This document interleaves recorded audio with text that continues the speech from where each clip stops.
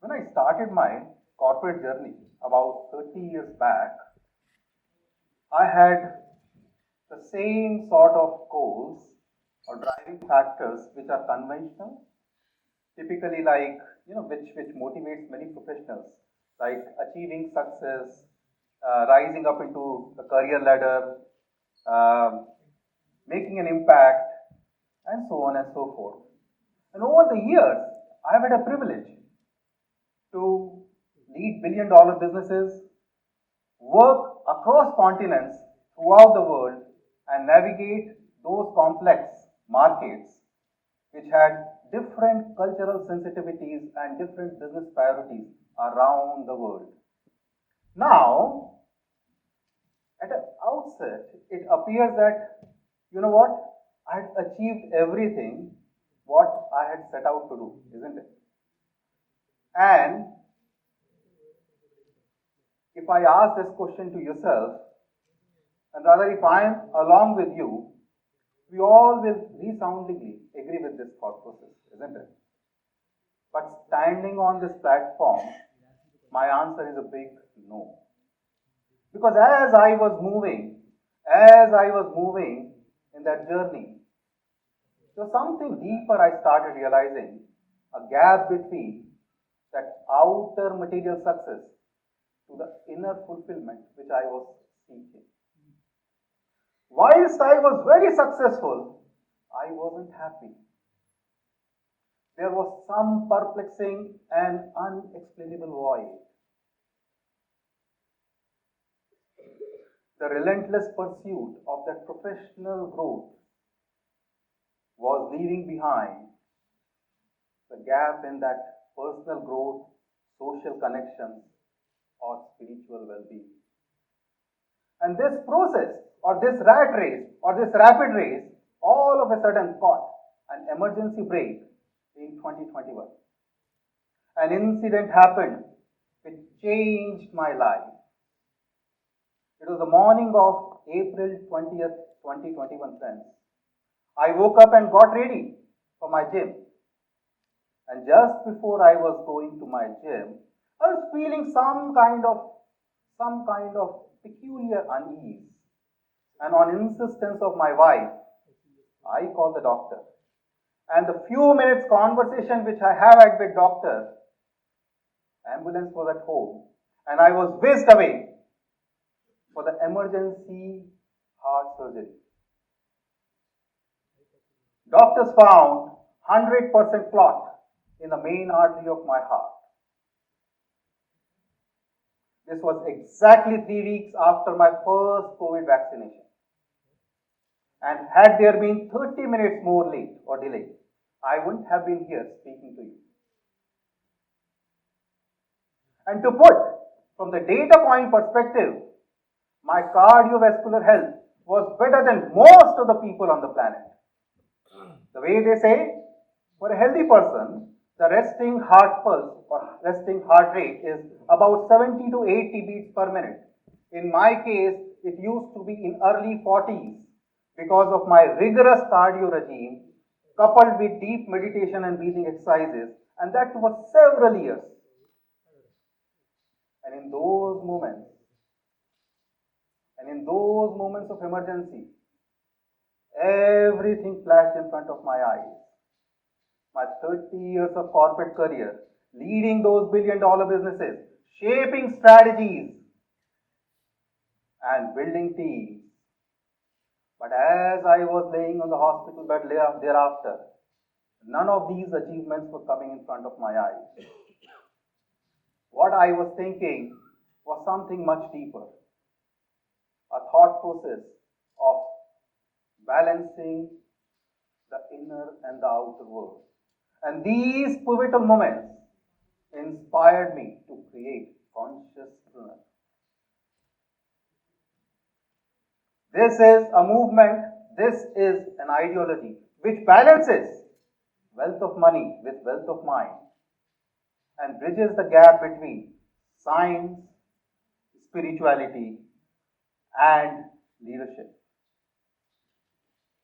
Now, when I talk about science, spirituality, and leadership, They appear to be very distinct spheres of life, aren't they? And I would like for you to ponder upon this question even after you leave this particular auditorium. See, these three realms have limitless possibilities to move in future independently. But one thing which is going to stand out in common is the human consciousness. And for me, those who become aware of that human consciousness will be the future game changers. And I call them the consciousness. Why do I call them? And how is it linked to these three faculties? Let's dive right into them now. See, if you look at science, science is all about the outer material world, right? And spirituality is all about inner spiritual world. And if you look at it, science and that outer material world had a vehicle, and that vehicle was technology, right? That technology enabled that science and catapulted or brought change to our outer material world like anything. If you go back to these couple of centuries which saw these three industrial revolutions, what we have achieved with steam power, with electricity power, with nuclear and microprocessing power was something we couldn't have even dreamed 200 years back. The kind of humongous power in terms of increased productivity, efficiency, effectiveness which we have was unthinkable. And if even we go few decades back, the kind of power we hold in our handheld devices today, even supercomputers were not having that time. And for that matter, if we speak to our great-grandfathers or our ancestors, to them, we will appear like gods. Right? So this is the connection when I talk about the science and the outer material world and the technology. Now look at the inner world. The world of spirituality and the inner world. For that, a vehicle was created and its name was religion. Religion is a word which comes from combination of two Latin words, re plus legare. And if you go and double click that, that actually means to unite you with your inner self. That is how the religion as a word was created, to bring that harmony, peace, stability within your inner world. But where this institution has headed towards or heading towards is entirely a different subject, which we are not going to discuss in this platform today. And leadership, when I talk about, among the third pillar in this, is all about when your outer material world and your inner spiritual world comes in balance and harmony. And that's where the leadership comes into play. That is, in other words, it's about unifying or uniting the clarity of science with depth of spirituality. Right? And when your inner spiritual world and outer material world comes into symphony and synchronization, at that time you become the leader who can think with intentionality and mindfulness. And that intentionality and mindfulness is the need of art, especially in this era of AI and Industry 4.0. And whatever I am talking, these are not academia friends. These are the practical tools to create or craft a future where success isn't going to be defined with what you achieve, but rather what the legacy you leave behind. And that's where I'm talking about the leadership, that leadership of mindfulness, the leadership of intentionality, the leadership of ethical aspect. And let's look at the leadership angle now itself, how it evolved. The leadership actually evolved with the rise of industrial revolutions. If you look at prior to Industrial Revolution, which started first one in 18th century or so, the entire world was having autocracy with kingdoms and kings all around the world. With first and second Industrial Revolution, there was a rise of democracy. With US becoming the first state or first country in this modern world setup to adopt democratic setup post its independence in late 1700s. Although at that point of time, their democracy was not also fully inclusive. If you can recall, the African American, the women, the landowners, they were not allowed to vote.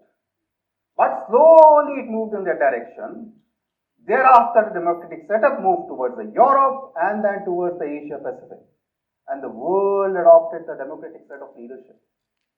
And if you move towards Industrial Revolution 3, which was more about the human-centric knowledge, that is the microprocessing knowledge and the nuclear power, the leaders around the world started realizing that, hey, for understanding or resolving the complex issues or complex problems, I need to trust an expert or set of experts. And hence leadership started slowly moving towards the delegating. So if you look at the leadership, it moved from autocratic to democratic to delegative around these three industrial revolutions.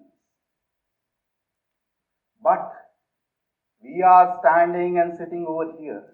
Look around you. We are in very different times. We are in Industry 4.0. This is the fourth industrial revolution. And this fourth industrial revolution is the merger of cyber, physical, digital boundaries.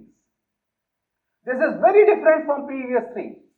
Previous three industrial revolutions changed the way we were doing things. But this changes us. The previous three industrial revolutions, as I said, increase or change our professional world in terms of productivity, efficiency, and effectiveness. But here it is influencing our emotions, our personal world, our social world, our spiritual world. And hence, leadership needs to evolve. The leadership needs to evolve to conscious leadership. The leadership of ethics, where vision connects with purpose and ethics connects with innovation. And especially in this era of AI, especially with AI coming into play, it would require more and more ethical and intentional innovations. And for that, your inner and outer world needs to be in absolute synchrony for you to make decisions. And that's why I call this is not the game of entrepreneurship, which talks about profitability and growth. This is about consciouspreneur, because these are the people who will have bold vision to link profit with purpose. These are the pioneers who will venture into uncharted territories, and these will be the people who will take the virtue and leadership guidance for ethical and intentional decisions and thinking to create something which is meaningful, not for just a few people, but for the society and the larger planet. But at the same time, they will not take away their eyes from the profitability. These are the people to whom I call consciouspreneurs, because they are the one who aligns profitability with purpose, ethics with innovation, while maintaining the business sustainability. So friends, my second chance to life has taught me that leadership is not just about results. It is about balance. It is about intent. It is about impact. And that's where I'm saying conscious leadership is the leadership for tomorrow. And the fusion of science, spirituality, and leadership will pave the way for it, which I call the consciouspreneur. Because I said, science will enable to venture in uncharted territories. Spirituality will guide to set out the purpose and set out the vision. And leadership will enable and guide to make intentional and ethical choices and decisions with mindfulness. So, this journey is all about rewriting the rules for better and the brighter future. And together, I invite you, for us, to craft a future where legacy is not just innovative, it's also inclusive and it's also inspiring. The future demands more and more from leaders. The future demands more from the leaders to shift their focus from winning the game to changing the game. I repeat, from winning the game to changing the game, the focus shouldn't be about how far we go. The focus should actually be about how we go itself. The focus shouldn't be about how far we go. The focus should be about how we go itself. Because as I said in the beginning, as we move forward, success isn't going to be defined by what you achieve, but what the legacy we leave behind. Right? So what would your legacy be? Thank you.